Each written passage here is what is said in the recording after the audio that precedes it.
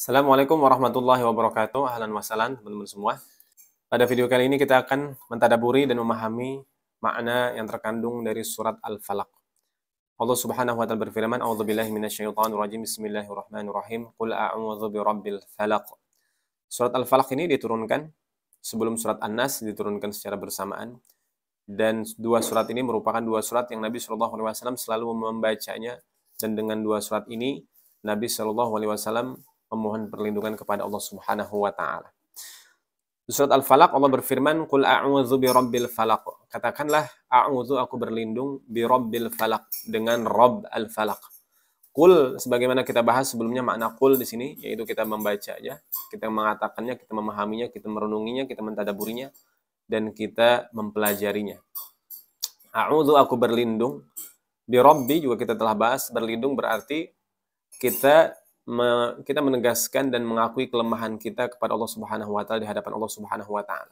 Dan ketika kita memohon perlindungan kepada Allah, maka di saat itu pula kita menyatakan diri bahwa kita siap menjalankan segala ketetapan Allah Subhanahu wa taala, karena kepadanya dan di tempatnya lah, di kerajaannya inilah kita memohon perlindungan kepada Allah Subhanahu wa taala. A'udzu, aku berlindung, bi Rabbi, dengan Rabb al-Falaq, Rabbil Falaq. Rabbil Falaq merupakan salah satu turunan Asmaul Husna dari Allah Ar-Rabb. The Rabbin Nas, kemudian Rabb al-Falaq.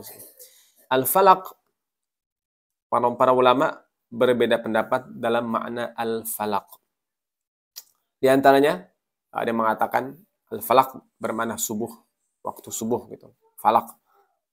Kemudian juga ada yang mengatakan bahwa Falaq bermakna penciptaan, dan sebagian besar ulama-ulama terdahulu mengatakan bahwa Al-Falaq bermakna subuh atau penciptaan. Namun apa makna sebenarnya dari Al-Falaq ini? Jika kita lihat dalam Al-Quran, maka Al-Falaq ini menunjukkan kepada proses pembelahan sesuatu dari dalamnya. Ini juga disebutkan oleh salah satu mufassir, Ibnu Ashir, dalam Tahrir wa Tanwir. Jadi Al-Falaq, proses pembelahan diri pada sesuatu. Al-Falaq. Dan ini merupakan proses awal penciptaan makhluk-makhluk Allah Subhanahu wa taala. Al-Falaq, terbelahnya sesuatu menjadi dua. Adapun fajar, fajar itu adalah keluarnya sesuatu dari hal yang berbeda dan bertentangan dengannya. Misalkan waktu fajar, munculnya cahaya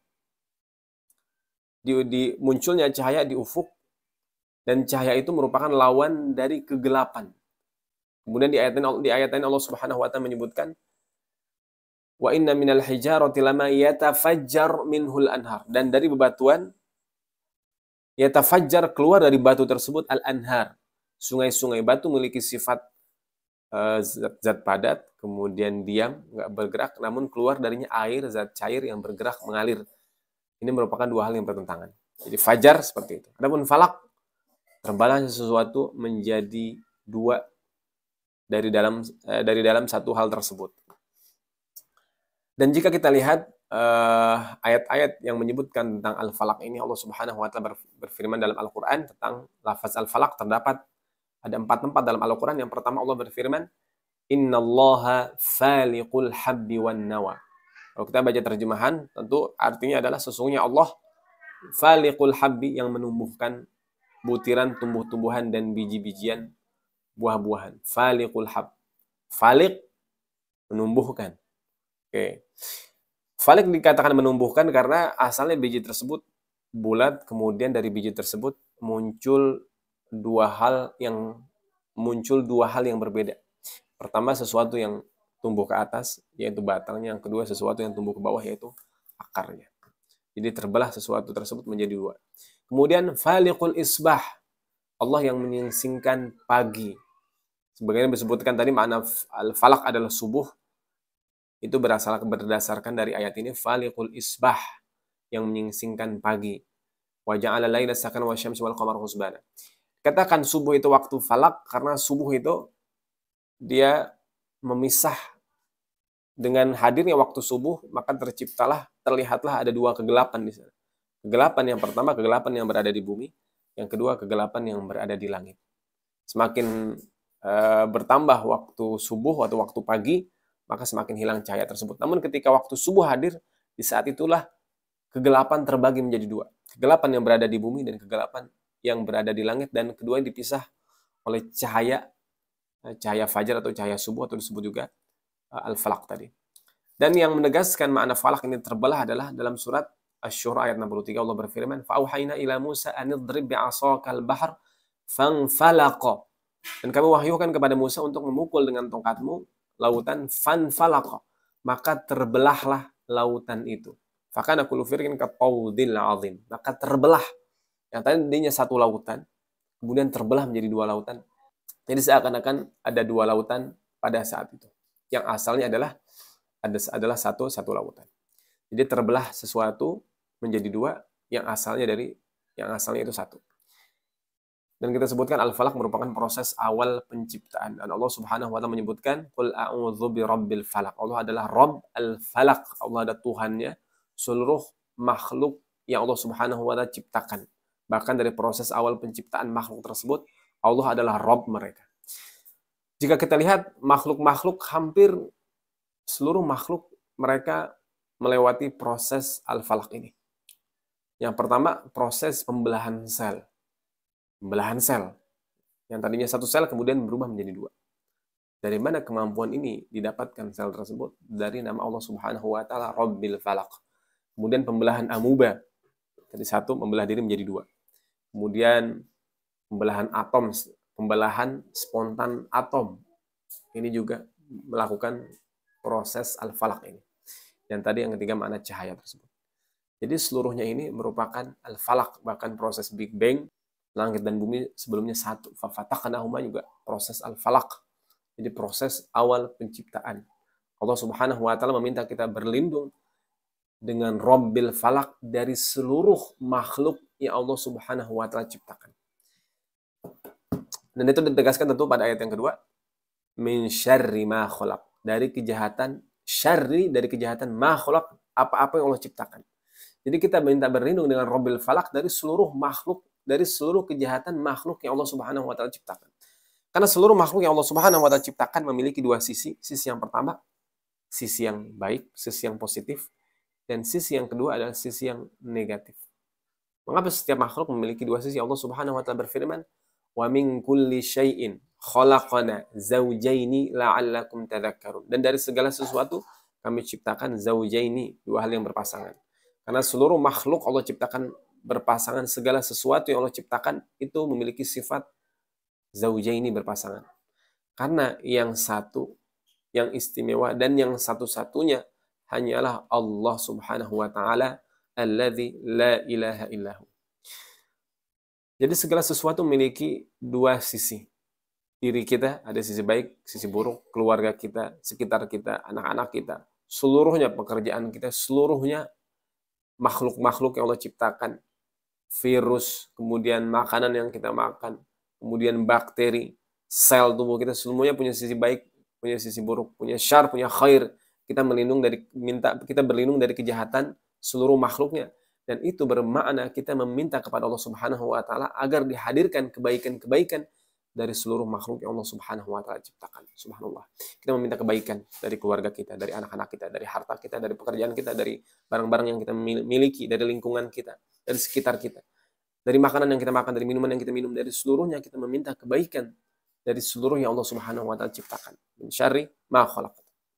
Yang kemudian ayat berikutnya, wa min syarri ghasiqin idza waqab. Dan dari kejahatan ghasiqin idza waqab. Ulama menyebutkan makna dari ghasiqin idza waqab dan dari kejahatan malam apabila gelap gulita. Ghasiqin dimaknai lail, meskipun dimaknai malam, meskipun malam dalam Al-Qur'an bermakna lail. Ghasiq, makna ghasiq adalah sesuatu yang tidak dapat kita lihat langsung dengan mata kita ini.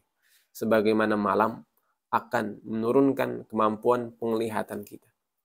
Ketika malam gelap gulita, idza waqab, yang ditafsirkan ulama terdahulu, maka penglihatan kita, pandangan kita akan terbatas, dan ketika pandangan kita terbatas, potensi kita untuk menerima kejahatan atau menghindari kejahatan itu akan begitu sulit ketimbang siang hari tentunya. Maka ulama terdahulu menafsirkan ghasiqin idza waqab dari kejahatan malam apabila gelap gulita. Namun Di antara ulama juga ada yang memaknai ghasikin idza waqab adalah dari kejahatan sesuatu yang tidak terlihat oleh mata kita. Idza waqab, apabila dia mulai bergerak dan menghadirkan pengaruh terhadap diri kita. Apa yang tidak terlihat dan dapat mempengaruhi diri kita, mempengaruhi kesehatan kita, mempengaruhi pikiran kita. Dan tentu maknanya di antara syaitan, kemudian jin, namun di antara maknanya adalah virus-virus yang muncul, yang selalu ada, bakteri-bakteri yang selalu ada di sekitar kita, bahkan di dalam tubuh kita. Yang tidak dapat kita lihat langsung, kita tidak tahu di mana dia, namun dia ada. Idza waqab, apabila virus-virus tersebut mulai aktif, mulai memberikan dampak negatif terhadap tubuh kita. Karena bisa saja virus masuk ke dalam tubuh kita, namun tidak berdampak apapun. Yang berbahaya, idza waqab, apabila dia mulai menghadirkan pengaruh dan mulai bergerak dan mulai memberikan efek samping kepada diri kita. Maka kita meminta perlindungan dari kejahatan ghasiqin idza waqab. Virus, bakteri, kemudian pengaruh lingkungan sekitar ghasiqin. Jadi dalam Al-Quran kalimat ghasiqin terdapat ada 4 ya. Perubahan pertama, ghasaqal laili, sebagaimana di surat Al-Isra, aqmis sholata liduluki syamsi ila ghasaqil lail. Ghasaqil lail, dari sini ulama menafsirkan bahwa ghasaq bermakna lail. Kemudian di surat As-Sad ayat 57, hadza falyadhuquhu hamimun wa ghassaq. Yang pertama ghasaq, yang kedua ghassaq. Di terjemahan dikatakan, inilah azab neraka, biarlah mereka merasakannya. Minuman mereka air yang panas, hamimun wa ghassaq, dan air yang sangat dingin. Dan kalau ulama menafsirkan yang sangat dingin maksudnya kalau di neraka ya air yang dingin. Namun bagaimana dengan dunia ini? Ketika Allah mengatakan wa min syarri ghasiqin, ghasiqin idza waqab adalah kondisi ketika seseorang terkena hipotermia, kejahatan sesuatu yang dingin. Ketika orang naik gunung, kemudian berada di tempat dingin, terjadi hipotermia. Dan hipotermia terjadi disebabkan suhu yang begitu dingin yang tidak terlihat. Suhu tersebut sebenarnya tidak berbahaya, namun ketika ia mulai menghadirkan dampak terhadap tubuh kita, di sana berbahaya dari udara, dari suhu yang dingin itu mulai ada. Setelah kita meminta perlindungan kepada Allah, min syarri ghasiqin idza waqab. Kemudian ghassaq juga bermakna nanah. Mengapa ghassaq bermakna nanah? Karena juga tubuh kita ini terdiri dari sel darah putih dan sel darah merah. Dan darah putih tersebut ketika ia bertemu dengan virus, bertemu dengan bakteri, bertemu dengan hal-hal yang tidak seharusnya berada di peredaran darah kita, maka sel darah putih akan bergerak, akan menghancurkan virus-virus tersebut. Tadi kata ghassaq, sesuatu yang tidak terlihat, sesuatu yang gelap, gitu kan? Itu dimaknai nanah. Karena nanah, karena sel darah putih, jika dia tidak membunuh semua virus, semua hal-hal yang tidak seharusnya berada di peredaran darah kita, dibiarkan mengalir, dibiarkan bergerak, tidak langsung dieksekusi oleh sel darah putih kita, maka tubuh kita akan berpengaruh, tentu akan sakit deh, akan sakit. Di sini Allah meminta kepada kita membaca wa min syarri ghasiqin idza waqab, seakan kita meminta kepada Allah Subhanahu wa taala, dan dengan izin Allah kita memerintahkan tubuh kita ini, sel darah putih kita, setiap menemukan hal-hal yang negatif terhadap tubuh kita di peredaran darah kita, langsung dieksekusi, jangan dibiarkan ia berkembang, jangan dibiarkan ia hidup lama, gitu, agar tubuh kita dalam keadaan sehat terus. Baik, di ayat selanjutnya, kemudian ayat berikutnya Allah Subhanahu wa taala berfirman, wa min syarrin naffatsati fil 'uqad, dan dari kejahatan an-naffatsat fil 'uqad. An-naffatsat dari asal kata nafasa, nafas, tanafus, berhembusnya suara. Wa min syarrin naffatsat. Naffatsat dia merupakan dalam bahasa Arab dikenal dengan jamak muannas, dikenal dengan jamak muannas. Naffatsat fil 'uqad. Makna nafasat, ulama berbeda pendapat. Ulama terdahulu mengatakan, nafasat adalah dari kejahatan para penyihir wanita. Ini mana yang pertama. Mengapa para penyihir wanita? Karena umumnya di bangsa Arab, mereka yang dilemahkan adalah para wanita. Dan para wanita mereka tidak memiliki kekuatan, mereka tidak memiliki senjata, mereka tidak diajarkan memegang pedang. Maka ketika mereka ingin mengalahkan seseorang, ingin membalas dendam kepada seseorang, ingin membunuh seseorang di zaman dahulu, maka mereka menggunakan sihir. Itu disebabkan tadi seperti apa latar belakang kondisi mereka, dari sanalah maka umumnya yang melakukan praktek sihir adalah perempuan. Dan di antara juga ulama menyebutkan kenapa perempuan lebih kuat pengaruh sihirnya. Karena pertama, perempuan memiliki perasaan yang lebih kuat dari laki-laki. Indra perasaannya lebih kuat dari laki-laki. Dan itu dibutuhkan dalam praktik sihir. Dari sanalah makanya nafasat, ulama menyebutkan bahwa nafasat adalah para penyihir wanita. Namun apakah itu makna satu-satunya? Nafasat juga bermakna hembusan-hembusan. Makna yang kedua dari nafasat adalah hembusan-hembusan. Jadi fil uqad, nafasat para penyihir yang menghembuskan, fil uqad dalam ikatan-ikatan, jika terdahulu dikatakan buhul-buhul, ya santet-santet seperti itu, sihir-sihir seperti itu. Fil uqad dalam buhul-buhul, dalam ikatan-ikatan yang mereka gunakan untuk melakukan praktek sihir. Itu makna yang pertama. Tentu makna tersebut tidak bertentangan dengan maksud ayat. Namun ternyata ayat ini tidak hanya membahas tentang perlindungan dari kejahatan sihir.